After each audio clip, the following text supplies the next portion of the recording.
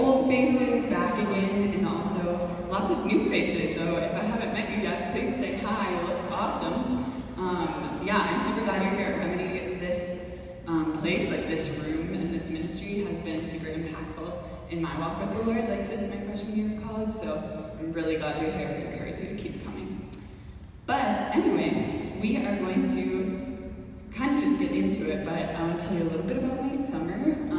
It was like the summer of weddings, so many weddings all the time, and it was super fun and incredible, and just like went for it and had fun celebrating. But it was just all weddings all the time. So I was reading my Bible a couple weeks ago, and the parable of the wedding feast just stood out to me. Maybe it correlates, maybe it doesn't, but I just have spent a lot of time with this specific parable, and I just felt prompted to share what I've been learning with all of y'all. So, if you just bow your heads in prayer with me, we'll get into it. Dear Heavenly Father, thank you so much for this place to come and worship you and hear your word, and I just pray that your spirit would descend right now and stir up in hearts to hear what you have for us tonight, and that, Lord, none of my words would be my words, but they would all just be straight from you. So come and move, and we thank you in advance for what you're going to do tonight. In your holy name we pray. Amen. Amen. Cool. So I'll give a little bit of context for the passage I'm going to read, and then we'll have a little story time. Sound good? Cool. No one said good. Thank you. Okay, so I'm going to be reading from Matthew 22, just like the beginning of it. So if you have your Bible or a cellular device with the Bible app, you can use that. So what's happening here is Jesus is teaching in the temple in Jerusalem, and the Pharisees, which are a group of people who kind of took, like, following the Lord, they took it and turned it into a really legalistic thing, like having to sacrifice the animals perfectly, or give this exact amount of money, which they had to do because it was before Jesus. But also, they thought they were all high and mighty, and they were the only ones who had access to the Lord. So they come up to him in the temple, and they question his authority, because he's teaching all these things about the love of God and God's mercy, and they don't really like that, so they're like, where do you get this authority? And he responds in 3 parables, and parables are basically a fancy word for stories, because Jesus spoke in stories, because he knew that's a good way to get a point across. This is the 3rd one of those stories. So, we're going to go for it here. So if you're following along, just Matthew 22 right at the beginning.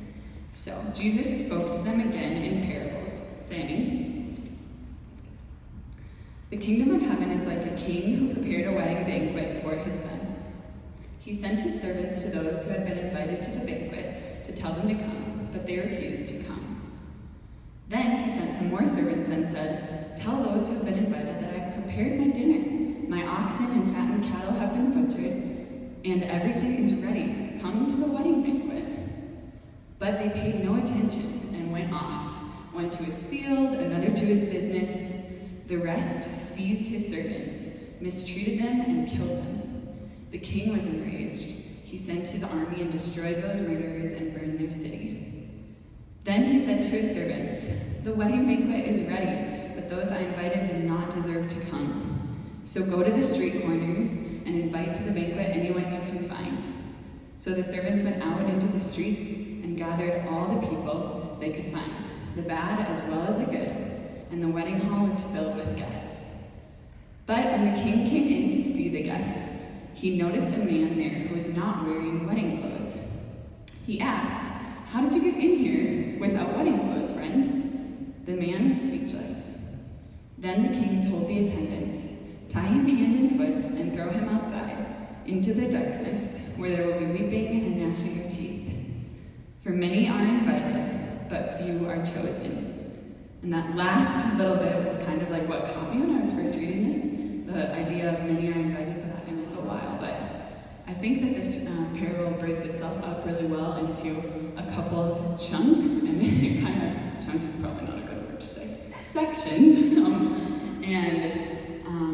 each one of them kind of looks at characters that are representative of the people Jesus was speaking the story to, also us. So as we're kind of going through this, you can think about the qualities of the characters that maybe you connect with, because we will talk about this later.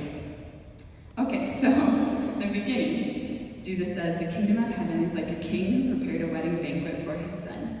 He sent his servants to those who had been invited to the banquet to tell them to come, but they refused to come."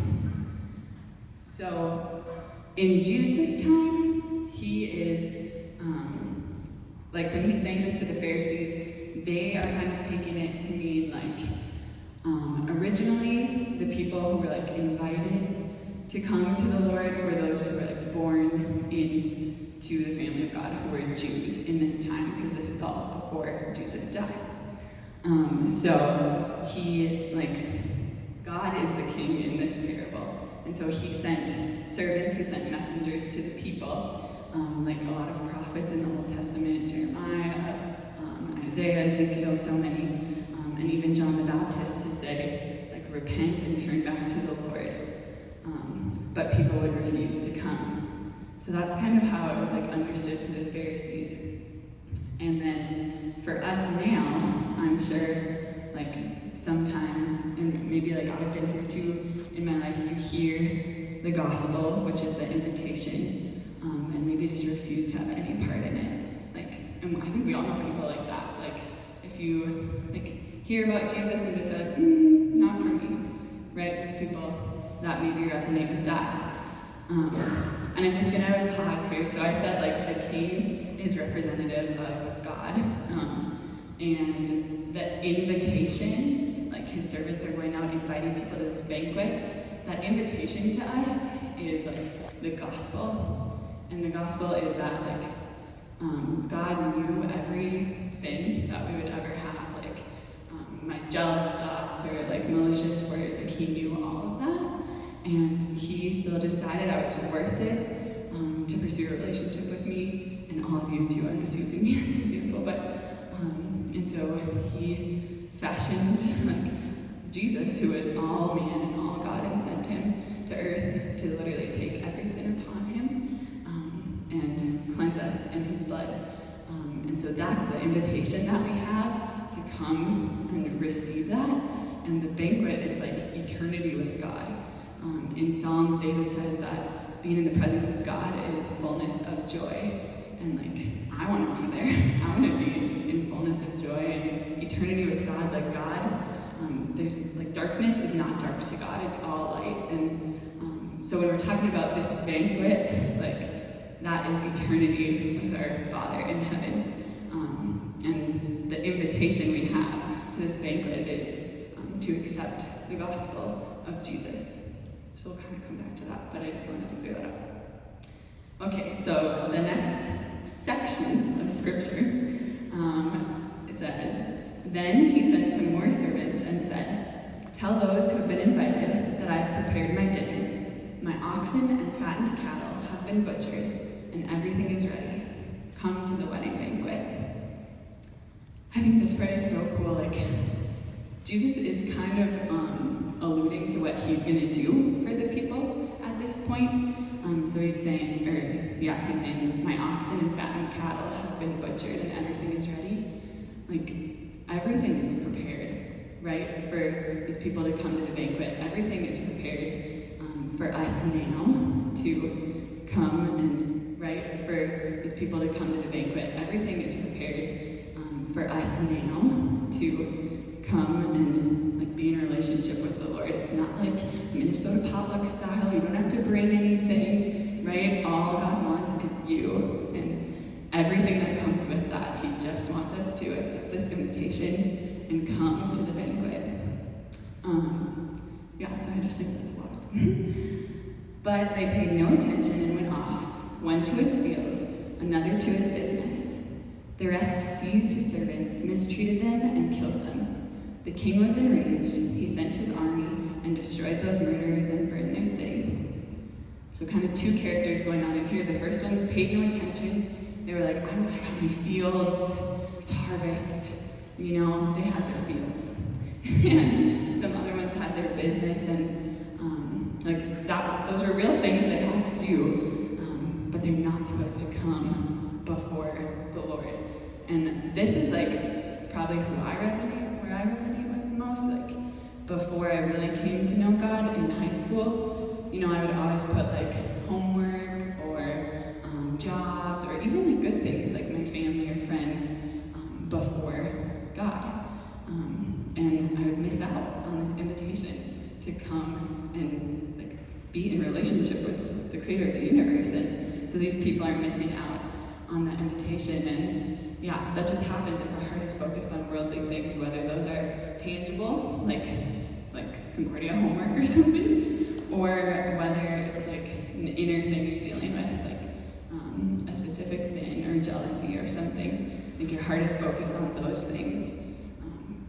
So, yeah, that's another character. And then the rest seized his servants, mistreated them, and killed them. I think we see that in our world too, like people persecute believers. And I think that can happen on our campus, that can happen in, like, for sure happens around the world, but yeah, there are people that are just so enraged at the good news of the gospel, and they like come against it with everything they've got. And we see God's wrath there, like the king destroyed their city.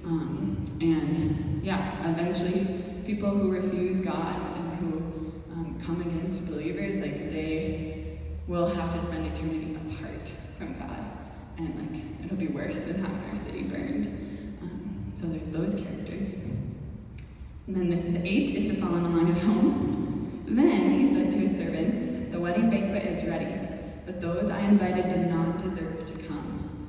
So go to the street corners and invite to the banquet anyone you can find."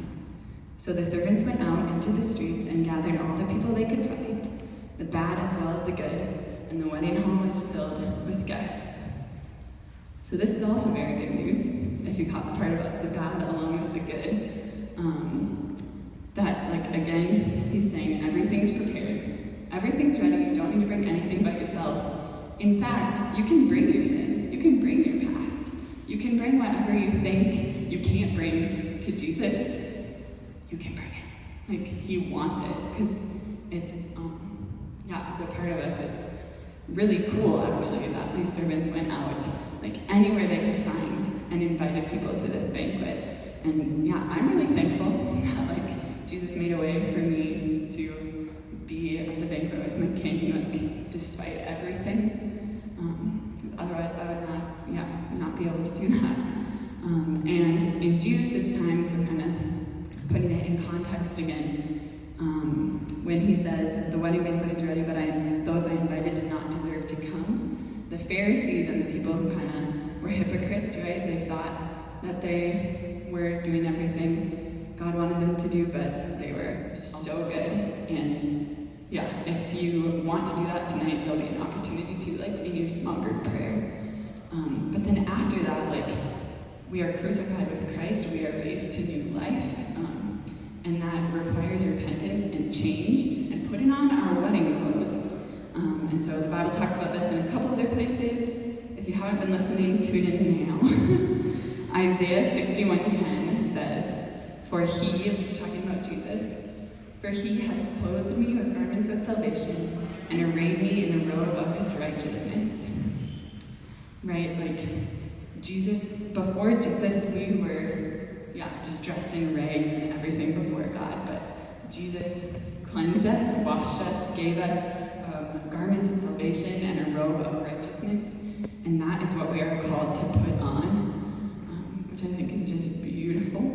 So we have to come to the banquet and then, be willing to put on the Lord and, like, get rid of your old stuff. But like I said before, you don't have to do that before you come. Like, he wants you just as you are, and then he'll start working in your heart. And just one more piece of scripture that connects really well to that, like, for many are invited, but few are chosen. Like, we're all invited. Everyone, like, I believe everyone in the world is invited to know the Lord. But we, like, have to choose to be chosen. I know that kind of is a weird concept, but we have to be like, yes, I want that. I'm going to pursue it. So, one more scripture here. Colossians 3:12 says, This is Paul writing, therefore, as God's chosen people, right? Not just invited anymore, we're chosen. Holy and dearly loved, clothe yourselves with compassion, kindness, humility, gentleness, and patience. So again, those are things that, like, if we come and put on Jesus, like put on the garments of salvation, he will like work on our pride and change it to humility. He will change our anger to compassion and kindness. And all we have to do in this, like everything's prepared, is like say, I want that, I believe in you, Jesus, and then just like buckle in for the wild ride of like change that he's gonna do in your life. So just wrapping it up, there is a sense of urgency here.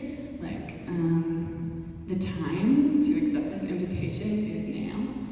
So if you want to talk about that in your small groups, that would be awesome.